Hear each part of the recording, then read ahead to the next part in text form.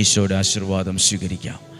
നമ്മുടെ കർത്താവ് ഈശോ മിശിഹായുടെ കൃപയും പിതാവായ ദൈവത്തിൻ്റെ സ്നേഹവും പരിശുദ്ധാത്മാവിൻ്റെ സഹവാസവും നിങ്ങളോട് കൂടെ ഉണ്ടായിരിക്കട്ടെ, നിങ്ങളുടെ ഭവനത്തിലുണ്ടായിരിക്കട്ടെ.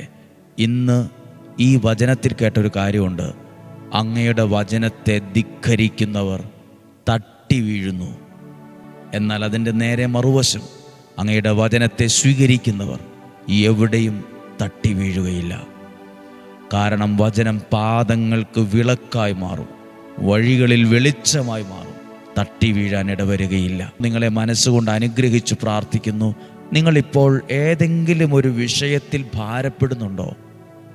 ആരോഗ്യപരമായൊരു വിഷയം, ജോലി സംബന്ധമായൊരു കാര്യം, പ്രതികൂല സാഹചര്യം, ബിസിനസ്സിൽ നഷ്ടം, ഏതെങ്കിലും വിഷയത്തെ നിങ്ങൾ വല്ലാതെ ഭാരപ്പെടുന്ന ആ വിഷയത്തെ ഇപ്പോൾ ഒന്ന് ഓർത്തേ. ആ വിഷയത്തെ ഇപ്പോൾ ഓർത്തിട്ട് ഇങ്ങനെ പറ, കർത്താവ്, ഈ വചനത്തിൻ്റെ ശക്തിയിൽ എൻ്റെ ജീവിതത്തിൽ അത്ഭുതം നടക്കുമെന്ന് ഞാൻ വിശ്വസിക്കുന്നു. ഈ വചനത്തിൻ്റെ ശക്തിയിൽ ഒരു രോഗശാന്തി ലഭിക്കുമെന്ന് ഞാൻ വിശ്വസിക്കുന്നു. ഈ വചനത്തിൻ്റെ ശക്തിയിൽ ഒരു പുതിയ മാർഗം, ഒരു വഴി എനിക്ക് കാണിച്ച് ദൈവം തരുമെന്ന് വിശ്വസിക്കുന്നു.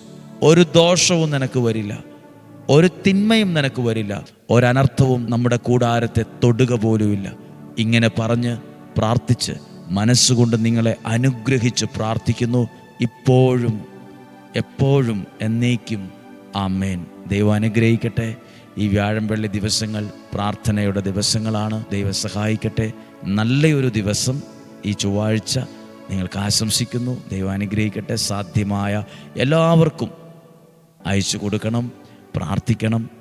നാളെയും 5:30 ഒരുമിച്ച് കാണുന്നതുവരെ സ്വർഗത്തിലെ ദൈവം, സർവശക്തനായ ദൈവം എന്നെയും നിങ്ങളെയും ഉള്ളം കയ്യിൽ എന്ന പോലെ പൊതിഞ്ഞ് സൂക്ഷിക്കട്ടെ.